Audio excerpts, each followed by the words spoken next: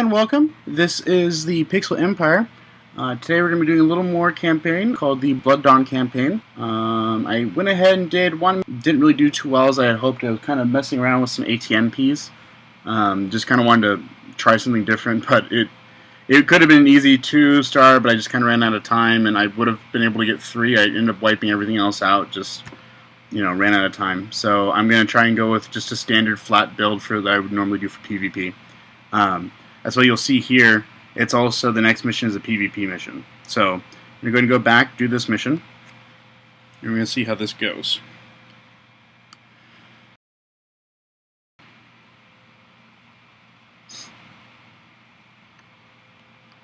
So for me, when I'm playing, I use a very diverse kit. Very different from what you would normally see in this game. So what I'm probably going to do is attack from this top left side and work my way down. So we'll do that. So here, this.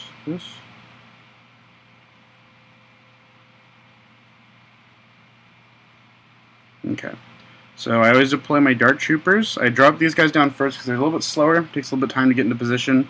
Then I drop my Dart Troopers and then my tanks behind that. So you can see here, my Dart Troopers are soaking up those units over there.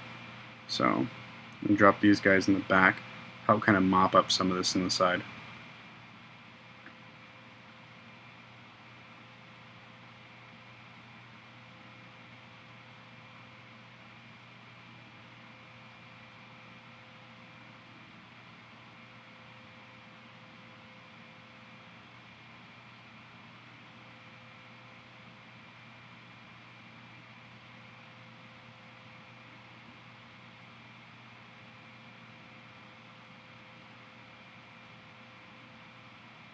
Okay, got my sniper there. Again, going to help out with some of those hail droids. A little bit frustrating because they can really kind of ruin some of your units, but I think my AT-AT is going to take out this one back here. Then this here will be moving up from that direction. So this should be a pretty easy win, I think.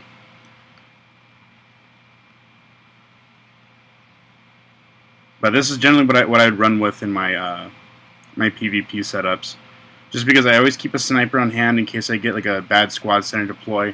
Had I let those Hailfire droids kind of stay, I think it probably would have been really messy for me. But since I was able to take care of them pretty quickly, I mean, this has just been a real smooth stomp. I think that's still about 3 tanks right there. So, as you can see there. Again, yeah, definitely overkill. Probably could have used maybe 1 UMHC, probably could have cut back on some of the tanks, maybe gotten 2 or 3. Dark Troopers and Stormtroopers probably could have fluffed those out more. Sniper, again, I would recommend, or at least having a probe droid or a speeder bike, something to help take out those, the whatchamacallits, the Hailfire droids. So, all in all, pretty good. That is my 3-star win, and I'm going to go ahead and, actually, I'll start the first couple minutes of this. I meant to actually pre-queue this, but I didn't, so that's a little bit frustrating. Oh well. It doesn't take me long, because at least I kind of remember, I got this down to a system anymore now. So, 96, there we go. Okay, so I'm going to go ahead and start this next mission just so I can get right to the next part of it. Operative, I have news. The Blood Dawn's discovery of the Hailfire droid army was not an accident. Someone may be giving them information. It's probably rebels, yeah. Could that be why Lord Vader was so interested in Urkit? Most likely the rebels are using the Blood Dawn to strike at our forces, attack a rebel agent to find out. So I'm kind of wondering if this is the same, like whether it's basically, the Empire's funding the Blood Dawn to attack the rebels on the opposite side, or is it actually like you're trying to help the Blood Dawn basically take out the Empire out of Urkit? So kind of curious if that's different, but this is the story side for the Empire.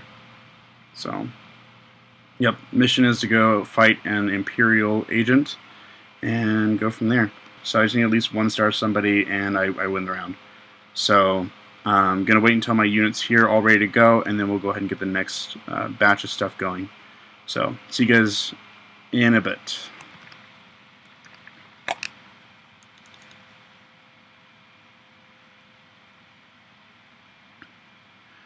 Alright, and we're back. So, gonna go ahead and do this next mission. Went ahead and already did the cutscene and everything, so should be all good. Just need to actually just do the round. Don't have too long on my shield anyway, so might as well. So let's see if I actually get some decent base. I think a lot of people are pretty poor at this point. Okay. This guy. I'm also going to be censoring out all of these just because I want to make sure it's just what I'm going to be using. So this is actually a pretty good one. I think this will be the one I'll go with. Not too bad in terms of resources, workable. Let's do this.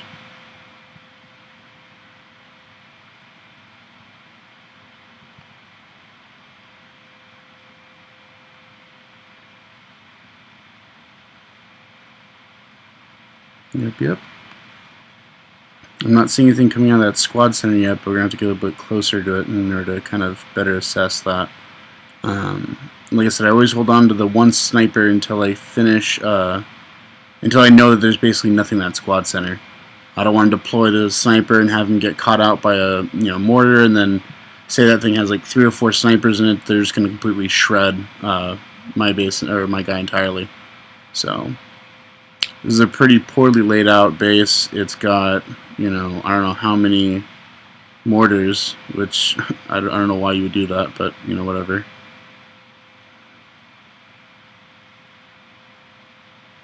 So now that they're all focused on that, I'm going to deploy the MTV-7 in the back. There's obviously nothing inside that, so I'm going to also deploy the sniper here.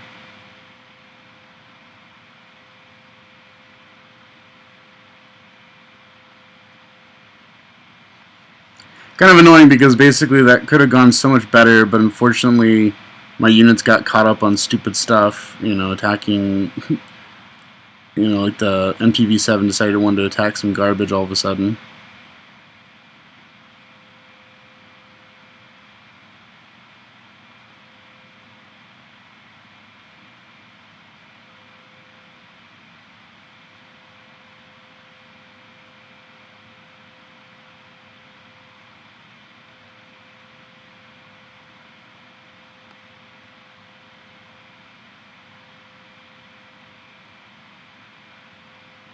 Do that as well. And why not? We'll drop one there. Okay. Not really the way that was supposed to go, but oh well. I wanted resources, so. Yep, 39,000, 55,000. Not bad take. I definitely end up dropping the 3 TIE fighters, which is about 5,000. Overall, I probably just did 30,000 exactly in terms of cost. So, oh well, not bad though. I think it was still a 2-star, so definitely fulfills the requirements. This data indicates that the rebels have been attacked on Irkit as well. They are not a threat for now, so pretty much that's going to be the only PvP mission. Lucky for us, we don't want to be fighting the rebels and the Blood Dawn at the same time. Cool. Mission complete. So while I wait for those guys to finish, I'm going to go ahead and stop here. So I got 2 more missions. I'm going to go ahead and stop here, and then I'm going to go ahead and come back as soon as the units are ready, and we'll go ahead and get 13 out of the way. So I'll see you guys in a bit. Alright, and we're back. So, same loadout, all that good stuff. Just going to get straight to it. Mission 13. Went ahead and gave it a look. It's 2 shields, pretty much anything elite AT-AT can deal with. And then just a few structures on the side, or like pretty much just a giant block. So not too difficult in any way. I might just try to pop the squad center as soon as possible, just because I'd rather just get it out of the way, to be honest. So we'll just do that.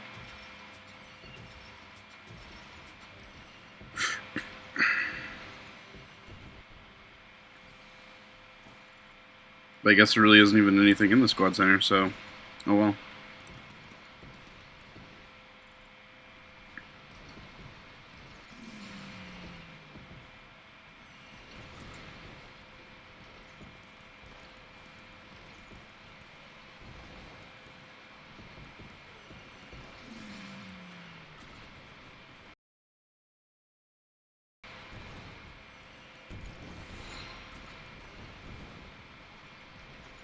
And send him in.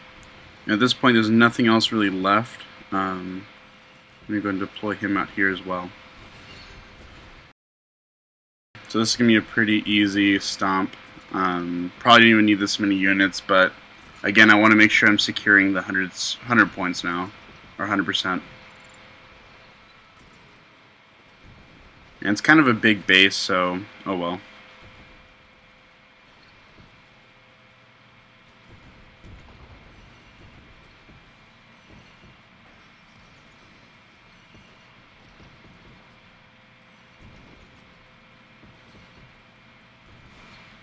I just realized those turrets are kind of odd. They just kind of shoot like a single power shot and not like a full-blown, you know, shot. Usually it's like kind of like a series of like multiple rockets. This one's just kind of like, you know, little chunk shots. So, oh well. 4,500 for each, 320 event points. Cool, cool. That was mission 13. We're now on mission 14, and then there'll be 15. I believe 15 is an event mission. I'm not 100% though. Let's go and take a look. Oh, we got a defense. We're going to go and start the Blood Dawn defense mission. Blood Dawn attack incoming. Whatever you're doing on Urkit, it must be working. They're rolling out Hailfire droids. Cool. Funny enough, like I imagine it's going to be really annoying for Rebels because they got to deal with our UMHCs, which are definitely a lot stronger than this. I mean, unless they too have to fight Hailfire droids, which wouldn't be too bad. But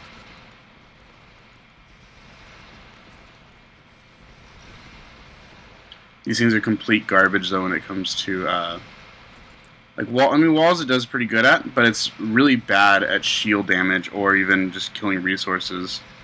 So if it tries to make that route, it's gonna be pretty chump change. Right here, this burst turret's probably gonna rip it up, or maybe not, because I don't know why it's not in range, but whatever.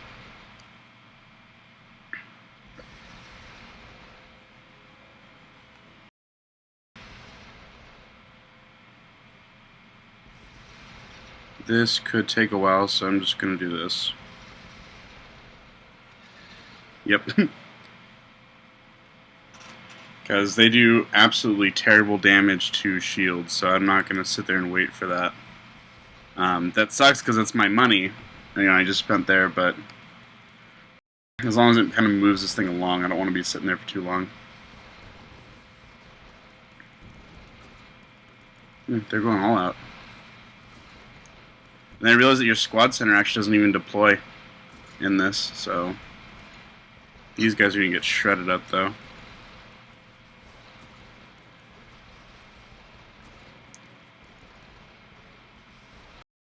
They have not even broken the shield yet. I think they're going to at least, yeah, they'll get at least that one shield down, but I think after that it's just not going to happen.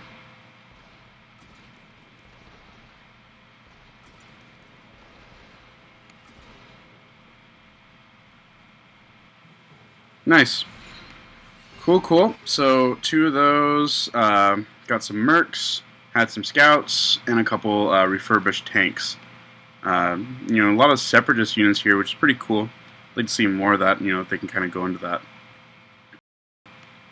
So, that's right with that.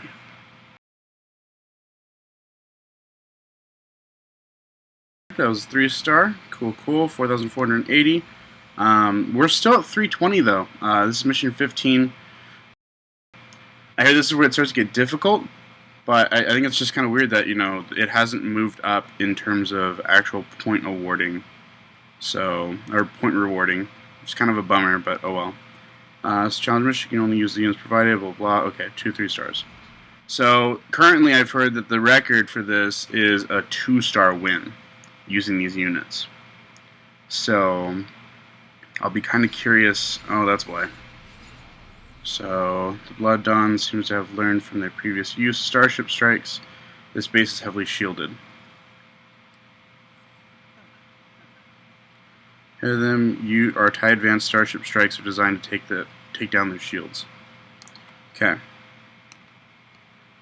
So, we're going to go for the Vortex in the middle.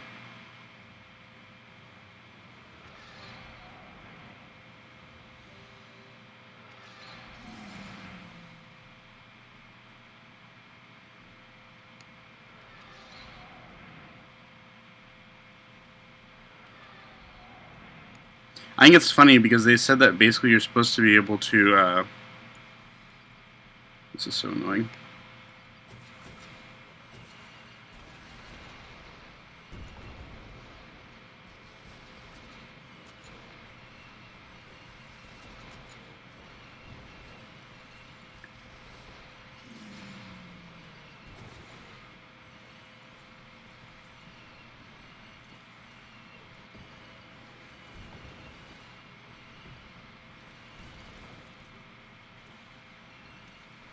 They said that you're supposed to be able to take these things out in clusters, like if they're overlapping, that it would actually fold over that and actually, kill those things. But I don't see that one bit, so that's just, I don't know. I think that's kind of stupid.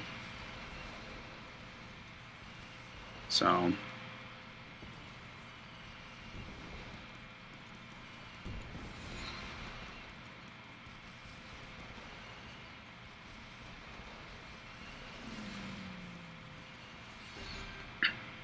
So that's at least 2-star. Yep. I think that's pretty much as far as we're going to get on that. No base should put too much faith in shield generators. Deploy TIE Advanced Starship Strikes to soften up any shielded base. So, I'm glad, Kosh, you take some pride in that, because I sure can't. I don't see why you would ever load up that many just so you can take out, what, two shields? I just dropped 4 of those guys, and while that should be what it should, like, that's how much it should be, when you're dealing with 4 generators, I mean, that's just not really worth it. So, cool, I guess. Got my 2-star win, 192 event points. Like I said, I haven't heard anyone actually break out of 3, so maybe if I get some free time and I don't have anything else I'm doing, then yeah, I would definitely go back and probably toy with that and see if I can get a 3-star in it, but all in all, I feel like that was pretty good. Let's see. So yeah, the next mission is going to be a basic one. That's going to be the next episode. So what I'm probably going to do is do 16 through 20, and then 21 through 25, and then I'll probably end up doing 26 as its own series, because usually 26 comes with like a repeat, like the last mission always comes with like a repeat, and there's different variations of the base. So I'm probably going to save that for later and just kind of give people an idea of how I would approach it, what I'm seeing, the different types of layouts, kind of break that down, and then we'll go from there. Yeah, all in all, pretty straightforward and easy. Got 3 stars for just about everything, and got all the way up to 15. 15 got a 2-star. Like I said, so far I've heard that's the best that someone's gotten on this. I take more pride in the event missions, because this way, like whether you're level 8 or level 3 or level 2, you're still using the same amount of units, or you're still using the same level of units. So it really does come down to you being tactically savvy in order to actually beat that mission. So yeah, we'll leave it there, and I will see you guys next episode. See you then.